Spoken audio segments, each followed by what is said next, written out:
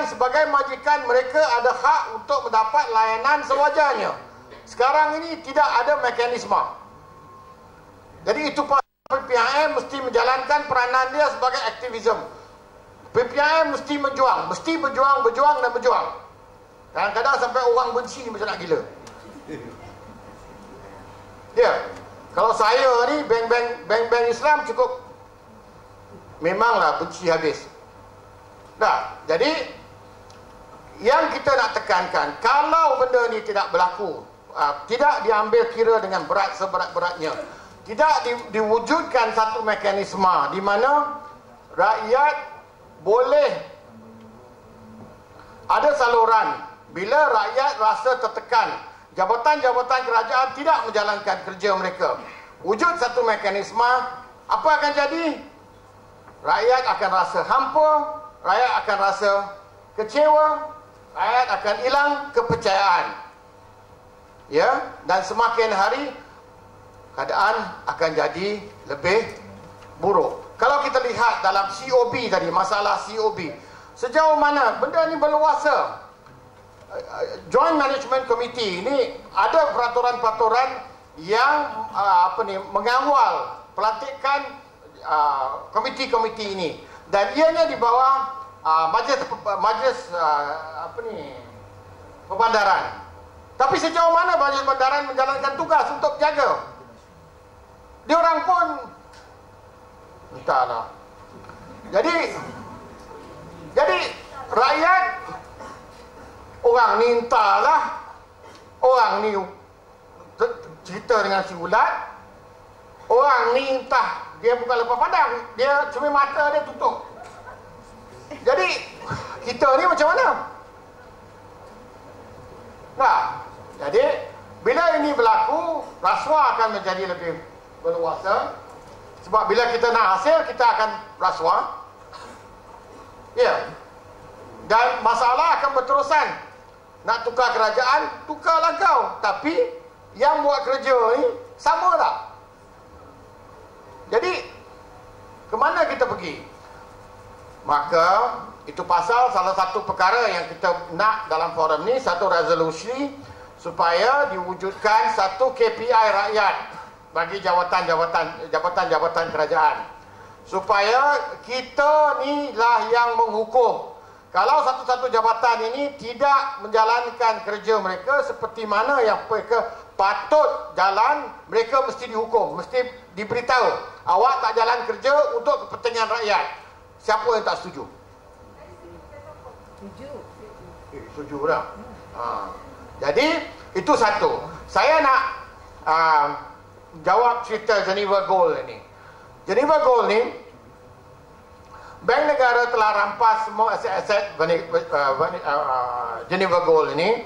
Mereka rampas di bawah AMLA, ya, dan di bawah akta-akta yang lain. Nah, bila ini berlaku, semua aset itu mesti dibekukan sehingga selesai kes mahkamah. Hanya selesai kes mahkamah dan mereka dapat semua perkiraan. Sebab bila kata ada begini banyak orang investor, kalau benda tu mesti dibagi, dia mesti dibagi dalam keadaan yang adil untuk semua. Jadi selagi kes ni tidak diselesaikan di mahkamah, semua aset-aset ni tak boleh dikasih balik. Itu undang-undang dan itu adil. Itu dari segi Geneva Gold. Dari segi sitos, ya tuan, apa yang saya dipahamkan, dikorang CEO pengarah semua dah dihukum? Belum. Mahkamah mereka baru di-charge semula. Di-charge balik. Mereka baru di-charge balik. Begitu banyak charges ya. Dari segi sitos, ini saya sangat setuju. Ini cerita bahasa Inggeris double standard. Sitos ni, awak tahu, kalau kita hutang, kalau saya hutang, ada satu kes, orang ni hutang motosikal dengan satu syarikat Along. Syarikat Along. Tidak berdaftar dengan KPDNKK untuk membagi hire purchase. Dia tidak berdaftar. Dan dia mengenakan interest yang tinggi. Dengan tapi bila si penjamin ni dia tak dapat si pembeli ni, dia kerjakan si penjamin, dia hantarkan maklumat penjamin ni kepada sitos dan blacklist nama penjamin di sitos. Sedangkan maklumat itu bukan public domain. Maklumat itu bukan maklumat awam. Dan banyak kes-kes di mana orang-orang pengguna-pengguna di blacklist, ya, bukan daripada maklumat yang telah disabitkan kesalahan. Public domain ni adalah hanya bila maklumat tu, kes tu telah pergi mahkamah, keputusan mahkamah telah dapat. Bila keputusan mahkamah kita kata public domain. Tapi kalau satu syarikat, dia kata awak hutang dia, katalah 10,000. Tapi dia belum buktikan, awak tak dipanggil untuk bagi defense. Ini bukan public domain. Ini apa dia? Masih lagi hak peribadi. Tapi informasi-informasi ini telah dibagi kepada sitos dan sitos telah pakai informasi ini untuk backlist orang. Soalannya, apakah jabatan-jabatan yang menjaga perkara-perkara ini buat untuk mengelindung pengguna? Apa yang diorang nak buat? Apa yang diorang nak buat? Itu kalau saya belum cakap tentang Akta Timbang dan Sukat. Akta Timbang dan Sukat mengatakan semua mesin-mesin yang mengukur seperti ukur elektrik, ukur air, meter elektrik, meter telefon, semua mesti disahkan, calibrated oleh KPDNKK. Betul? Tetapi mana yang benda ni dibuat? Tak dibuatnya. Itu pasal kalau awak hutang dengan KPD, dengan Telekom ke dengan TNB, awak tidak akan dibawa ke mahkamah. You will not be brought to court. Dorang akan kejar awak, panggil debt collector, telefon awak, takutkan awak, potong bekalan awak, tapi dia tak boleh ambil awak ke mahkamah. Kenapa dia tak boleh ambil ke mahkamah? Sebab meter dia tidak sah mengikut undang-undang. Ini bukan menjejaskan negara. Urus takbir begini tidak menjejaskan negara. Ya, jadi kegagalan agensi-agensi ini, kalau macam kata bank negara, rumah terbengkalai, pegawai-pegawai bank membayar kepada developer, sertifikat arkitek palsu. Kita telah buat laporan polis kepada PDRM. Lama dah. Kita tahu investigation telah dijalankan, tapi kita tak nampak tindakan ke atas fraud, penipuan dan seterusnya.